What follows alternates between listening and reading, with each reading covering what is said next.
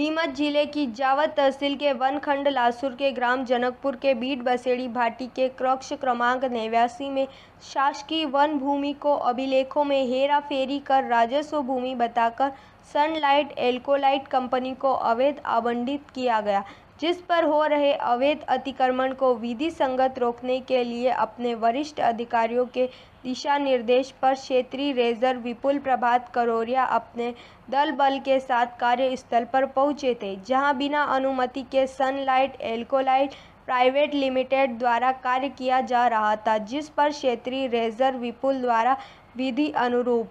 Bureau report Azimullah Khan. मैं निर्मल कुमार तिवारी, प्रांतीय अध्यक्ष मध्य प्रदेश वन कर्मचारी संघ भोपाल।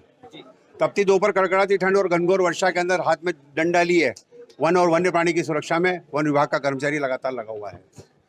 भारत सरकार की भी ये मंशा है, विश्व स्तर पे भी ये मंशा होती है कि पर्यावरण को बचाया जाए, और पर्यावरण जब भी बचेगा जब वन भूमि बचेगी। वन भूमि बचने से ही उस पर जैव विविधता का भी संरक्षण होगा। लेकिन नीमच जिले के अंदर अभी वर्तमान में देखने में आया है कि जो वन भूमि थी उसको राजस्व विभाग द्वारा गोलमाल तरीके से वन विभाग की भूमि को कम करके एक कंपनी को आवंटित कर दी गई है। और जब उस पर अतिक्रमण की कार्रवाई रोकने के लिए हमारे रेंजर साहब गए थे तो उनको निलंबित कर दिया गया, और ये कहा जा रहा है कि वो वन भूमि जो है वो राजस्व की भूमि है। इस तरीके से फर्जी गोलमाल करके राजस्व विभाग ने हमारे कर्मचारियों का मनोबल गिराया है, वन विभाग की भूमि के ऊपर अतिक्रमण कराने का और निजी कंपनियों को आवंटित करने का प्रयास किया है। उसके विरोध स्वरूप आज मध्य प्रदेश वन कर्मचारी संघ के कई जिलों के लोग और मैं भोपाल से यहाँ पधारा हूँ। पधारने का कारण ये है कि हमको कलेक्टर साहब को बताना था कि राजस्व विभाग ने जो कार्रवाई की है, एक तो वन भूमि के ऊपर अतिक्रमण किया है उन्होंने, और वन भूमि को गलत तरीके से प्राइवेट कंपनी को आवंटित किया है, और तीसरा जिसने सही कार्रवाई की थी उन रेंजर साहब को निलंबित किया है। उसके विरोध स्वरूप में आज हम लोग यहाँ एकत्र हुए हैं और आज हमने शासन को एक ज्ञापन दिया है। कौन सी प्राइवेट कंपनी चल रहा था उसमें आरोप लग रहे हैं 6 महीने से वन विभाग ने क्यों नहीं ध्यान दिया इसको? नहीं, 6 महीने क्या होता है?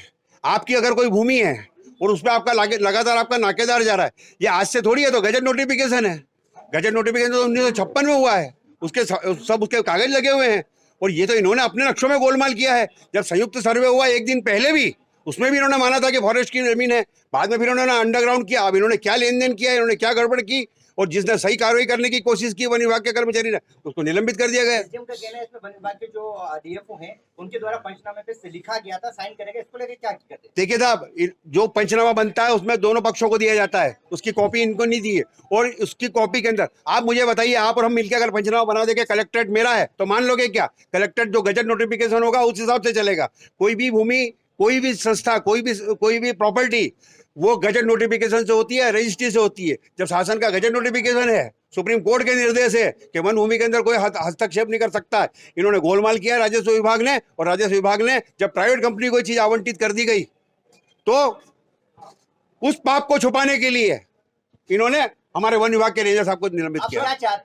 हम ये चाहते हैं कि वो समस्त कार्रवाई जो रेंजर साहब के खिलाफ हुई थी वो उसको स्थगित किया जाए, उसको शून्य किया जाए, उसको वापस बहाल किया जाए, जिससे वन कर्मचारियों का मनोबल बना रहेगा। आगामी अगर 15 दिन के अंदर निराकरण नहीं होते हैं तो नीमच जिले के अंदर और पूरे मध्य प्रदेश के अंदर हम बस्ता जमा करेंगे राजस्व विभाग के खिलाफ। सर, प्राइवेट कंपनी का नाम आप उल्लेखित कीजिए। प्राइवेट कंपनी का नाम है इस पर सनलाइट अल्कोलाइट कंपनी।